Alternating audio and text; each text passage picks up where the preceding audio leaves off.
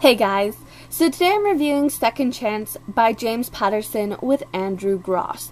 It is book 2 in the Women's Murder Club series. The first is entitled First to Die. So if you're wanting to start this series, then this is the book to get.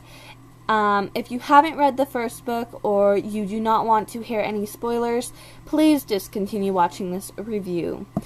Alright guys, this one picks up a couple of weeks after the end of the first book, and we have a group of students leaving the LaSalle Heights Church. Now, as they're leaving, a person opened fires at the church, killing an 11-year-old African-American girl. This crime is later pegged as a hate crime. Now, Lindsay Boxer gets called in to come to the church as she is the new lieutenant. Yes, after the events of the first book, she was given two options by the chief of police. Either she accepts the position of lieutenant and goes on a couple of weeks paid vacation, or she accepts the position of a desk worker. You see, that means that she wouldn't be able to go out in the field anymore just because of how the first book ended. Now, with regards to this, she accepts the position of lieutenant. She was on vacation till she received this call, and she heads on over to the church.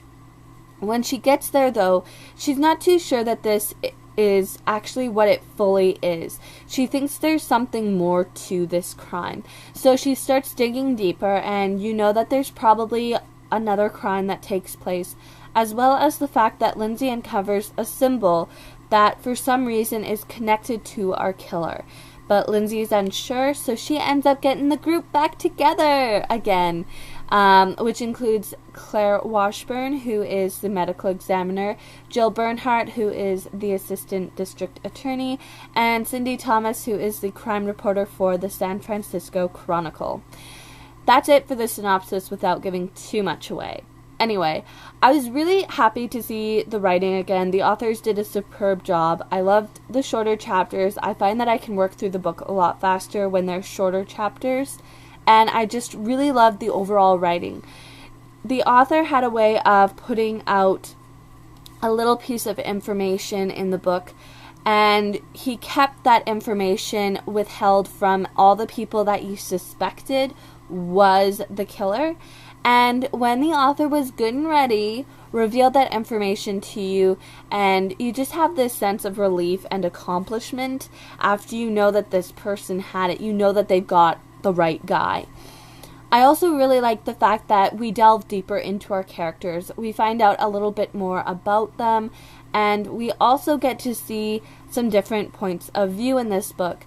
We don't just have Lindsay and the killer's POV, we also have a couple chapters coming from Cindy and Claire's point of view, and I thought that was really relevant.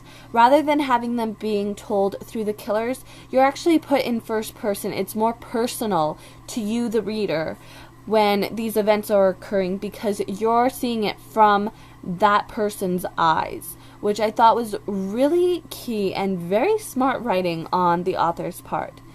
I like the fact that we also got to meet Lindsay's father in this book.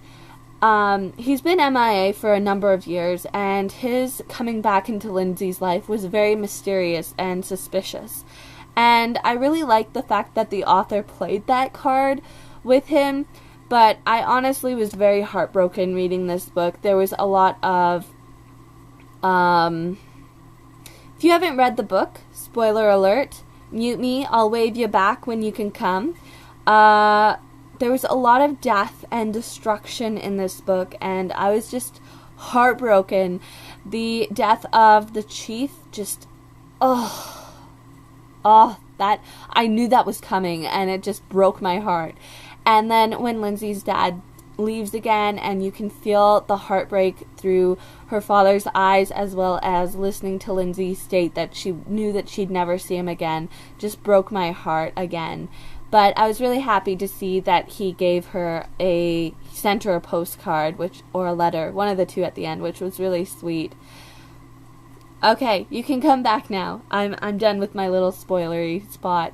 Anyway, guys, overall, I really enjoyed this. I think I preferred it to the first one, actually. I thought that since everything was already done like overview, outline, layout, groundwork for our characters, it was nice to just be able to jump into the story. Overall, if you guys are trying to get into James Patterson's work, I can state that I like this one. I can also state if you like crime writing and you haven't picked up something by James Patterson, perhaps give this a try. And I will see you guys in my next video. Until then, go and pick up a random book and read. Bye, guys.